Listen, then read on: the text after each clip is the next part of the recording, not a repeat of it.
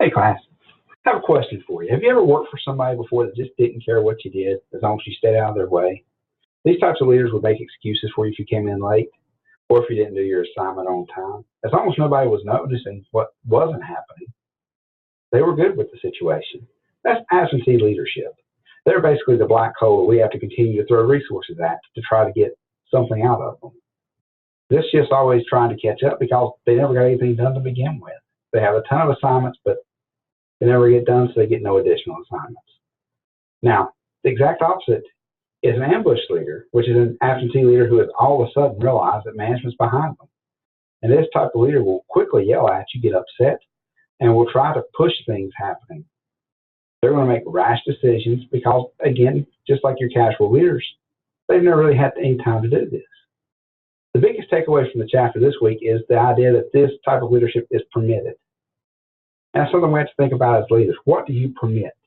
If you're the fire chief, basically what you permit is how your fire department acts. If you're the battalion chief, it's how your battalion will react. If you're a captain, it's how your station will react. If you're the lead firefighter, senior firefighter, it's how the rest of your crew will react. It's a top-down problem. So this is one of the areas we can fix.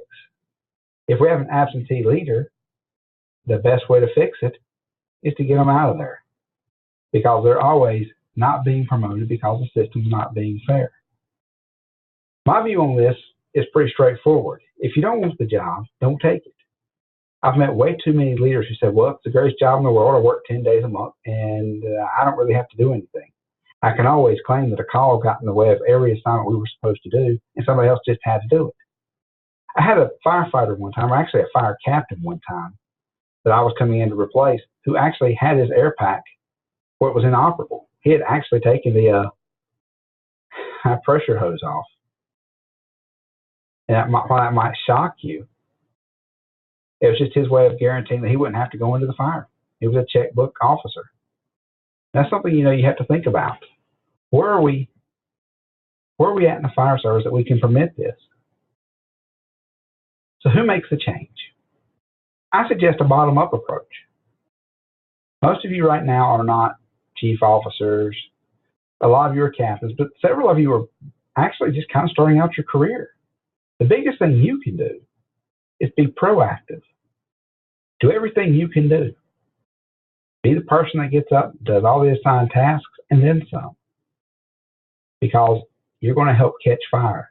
As you go up the system, make sure you don't emulate what you saw that was evil or bad in our industry. Do what's best. And that would be my recommendation. We're going to have to fix it one step at a time. It may be a top-down effect, and it may be something we can't fix for this next generation, but we're going to have to straighten it out ourselves. So that's kind of my 2 cents this week. You'll get a couple more little things to read about, and I'll put some notes up, and we're going to discuss followership. Have a great week, and I'll see you later.